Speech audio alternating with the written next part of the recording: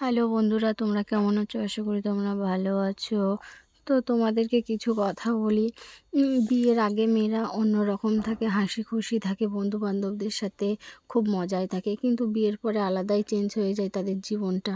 কেন হচ্ছে কি, বিয়ের পরে তাদেরকে কাজ করতে হয়, শ্বশুর বাড়িতে গিয়ে অনেক কিছু রান্না করতে হয়, অনেক কিছু কাজ করতে হয়। কিন্তু বিয়ের আগে কাজ করতো, অল্প কাজ করতে হতো, বেশি কাজ করতে হতো না। যদি এইটা করতে না পারতো তো বাবা বলতো, মা বলতো যে থাক, করতে হবে না।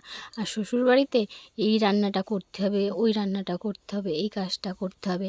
আর যদি বিয়ের আগে আমাদের একটুখানি হাত কেটে গেলে বাবা মা কত কষ্ট পেত, যে হ্যাঁ এই কাজটা করতে পারিস না, তোর হাত কেটে গেছে, থাক আর করতে হবে না, আমি করছি, তুই সরে যা।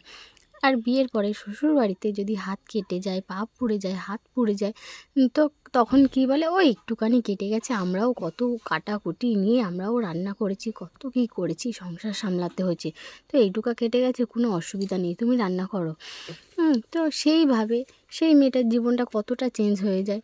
বিয়ের আগে একটা মেয়ে হাত কেটে গেলে কতটা কান্নাকাটি করতো, আর বিয়ের পরে তাকে কত রান্না করতে হয়। হাত কেটে গেলেও, পুড়ে গেলেও তার বাবা মাকে বলতে পারে না যে আমার এইটা হয়েছে, আজ এইটা কেটে গেছে, হাত পুড়ে গেছে বা কিছু।